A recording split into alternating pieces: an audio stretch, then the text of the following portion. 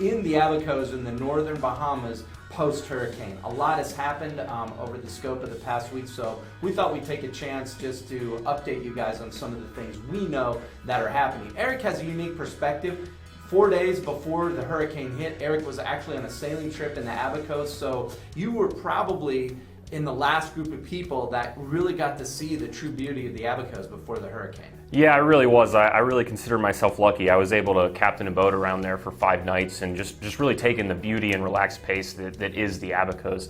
You know, unfortunately, a lot of that's gone away since the destruction of the hurricane, and it's going to take a lot of time to rebuild. What's the current security situation over there like?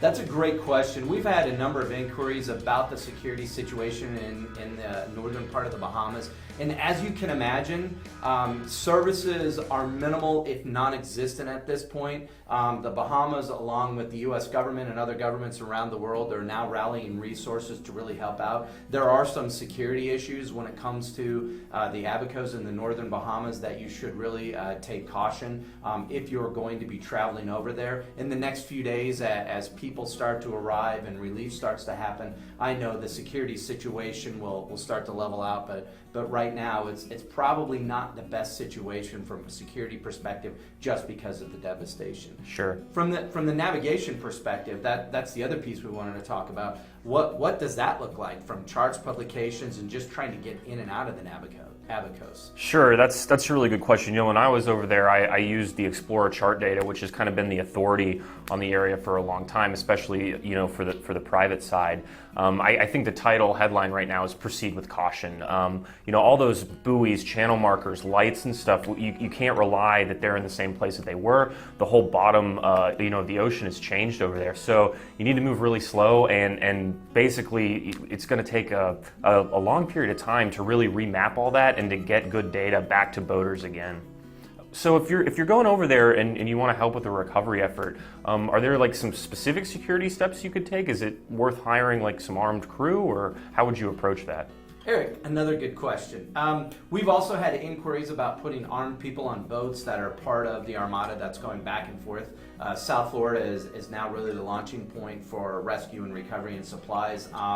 When it comes to putting armed people on the boat, it's kind of a tricky situation. So as a private boater, you can bring a weapon on your boat into the Bahamas. You have to declare it, have to declare the ammunition, but you have to keep it locked up for the time that you're there. So you have to keep it locked up on the boat. If you want to bring a security team with you, an armed security team, which at this point, we definitely don't recommend that. The security situation isn't to the point where you would need to bring an armed team on board. There's a lot of other things that are happening. But if you wanted to bring some extra personnel to help with watches and security on the boat, that would be a good idea.